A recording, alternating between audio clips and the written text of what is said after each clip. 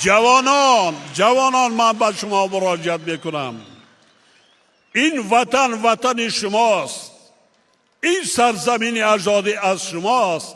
سرجم شوید، خوانید، علم آموزید، کسب آموزید، هنر آموزید. آینده وطن خود را شاهی بکنید، دیده سعادت جهان را.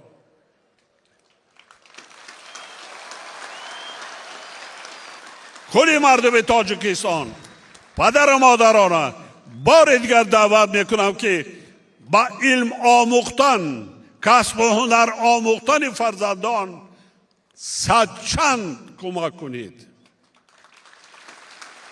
صدچند در این جهان هزاره سه همان ملت ها، همان دولت های عمر و بسر برده میتوانند که اگر از لحاظ علمی و تکنولوژی پیشرفت باشد، از لحاظ سوادناکی ملتشان پیشرفت باشد.